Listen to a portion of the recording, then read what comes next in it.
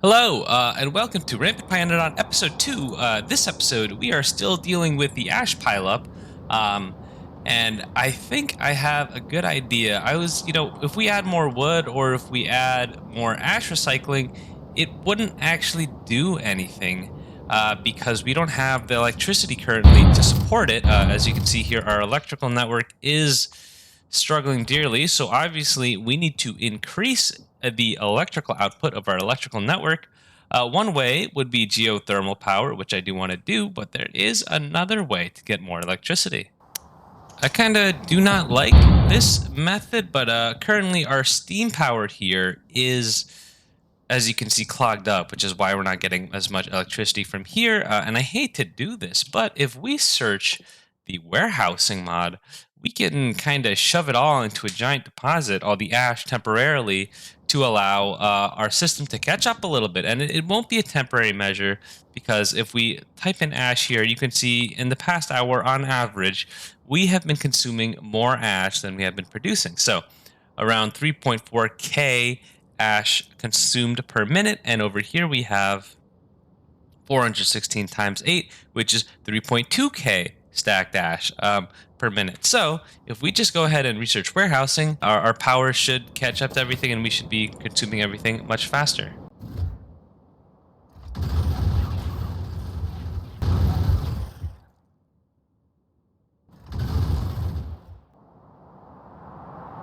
So I'm thinking the deposit can go right over here.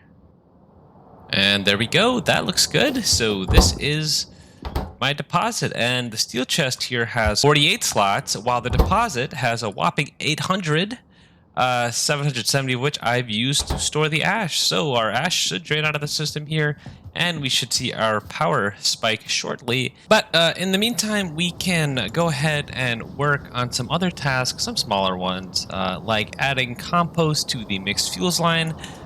This is because when we upgraded our wood processing units, they now spit out compost, which is clogging up my simple basic circuit substrate network. So let me go fix that.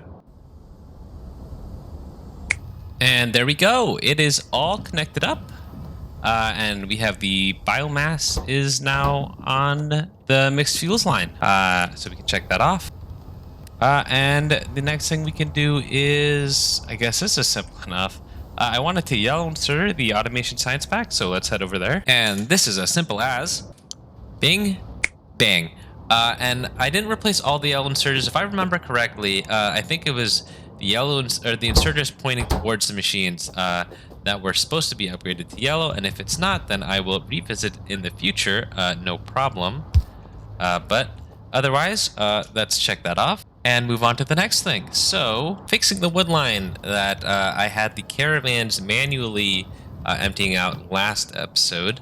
I think they should be fixed by now, so I'm just going to go ahead and empty them out manually. Or, I guess not. It looks like wood line is still pretty clogged with a bunch of stuff that is not wood, and I do not want to manually pick all this up. So this will have to wait till later, which means we can work on something exciting now, which is geothermal power. This will help us with the ashes piling up problem by getting us more electricity. So let us begin on working on geothermal power. First thing we got to do to get to geothermal power is research it. So along the way, there are a few technologies. The first one is coke processing, which gives us a way to turn raw coal into coke directly. So maybe we should update our coke lines, but I'll think about it. And then we also have hot air. It's a new way to do our glassware using hot air that is made from warm bricks, which is made from coke oven gas. And then lastly, we get to geothermal power, which lets us take geothermal water from the ground and turn it into 500-degree steam. And this steam is twice as efficient as 250-degree steam that comes from our normal boilers. But yeah, so the geothermal water turns into 500-degree steam, and we get the geothermal water from geothermal plants. And where do we get the geothermal plants from? We get them from, where do we place the geothermal plants? We put them on geothermal water, or we get geothermal water from geothermal fissures. So we have a couple options. outside our base, outside our base, outside our base, inside our base. So here's an option. And inside our base. So we have two pretty good options for geothermal water to pick from. And I guess, why pick? Let's just start with the one over here. And of course, we are building it in my test world. So first thing I do is place all the geothermal plants down.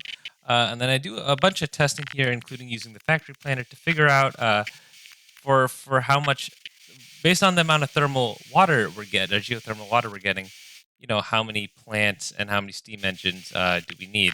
And I just went back in my base world to check how much geothermal water we were getting. We were getting about 750, so I planned for 1,000 geothermal water, which is about 6, or I guess I put down 20 regenerative heat exchangers. And I have a bit of a buffer system for the steam, as suggested by Sterling. I think it's a really cool idea. Basically, we just put all the steam in tanks to act as a sort of buffer for our electricity. And then I thought it'd be cool to surround the tanks with the steam engines as well. And then, just a little bit of decoration, and this build is pretty much complete. And now, all we gotta do is build it. And there we go. Here is our steam engine in full go, I think. Should be in full go now. We can see that, I guess it is taking a little bit of electricity first, but we can just keep this electricity chart open and see how our electricity improves with the new steam engines we have put in. Okay, I believe it's settled. We still have a bit more of a positive feedback loop left to go, but as you can see, our steam engine went from 106 megawatts to 280. So I'd say that this is a pretty big increase to our power.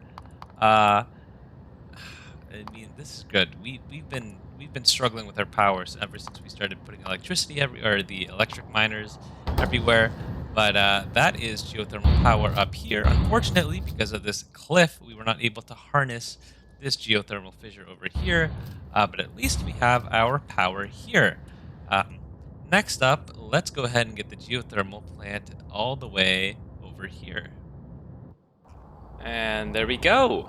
Geothermal water and another geothermal power plant is all set. If we go ahead and check the power production on this, it is off the charts. As you can see, when we connected it, it just spiked up a ton.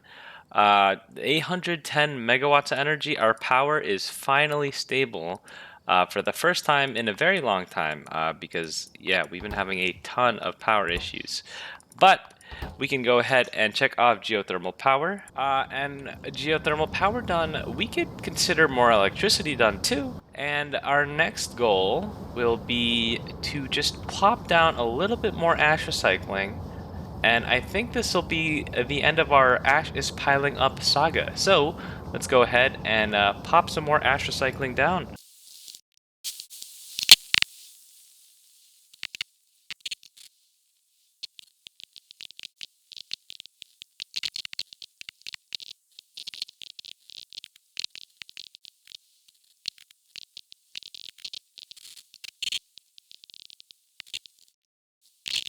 And there we go. I have a little output priority here to the left to make sure ash goes through the normal ash line, but if it ever gets clogged up, we can go ahead and process it over here.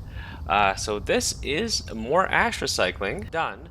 And I would call this the end of my ash is piling up saga. I won't check that off until I am done with my ash, but as you can see, again, my ash recycling, my ash is flowing at a nice pace. If we go back to the main base, you can see this is pretty much flowing at a nice steady pace. If we check out the ash here, we can see that our consumption has just gone up, of course, and our production has been dropping. So hopefully we can get rid of all the ash on our line. Only time will tell. And that brings us to the end of the episode. So I'd like to thank my patrons. We have here John Boy, Mastoso, Ima, Sterling, and we have two new, brand new patrons. So welcome aboard, Zark. who has yet to. We're still working on the immortalization, but thank you, Zark, for coming aboard, and thank you, Simple Anglerfish, as well. Oh, Simple Anglerfish. I think the patron name was Simple Anglerfish. I wonder which one it is, or I could be dyslexic or something. But anyways, thank you guys so much for your patronages. Thank you so much for your patronage. Our patron army is growing and is helping the factory grow so much faster. So thank you guys so much, and I will see you guys in the next episode.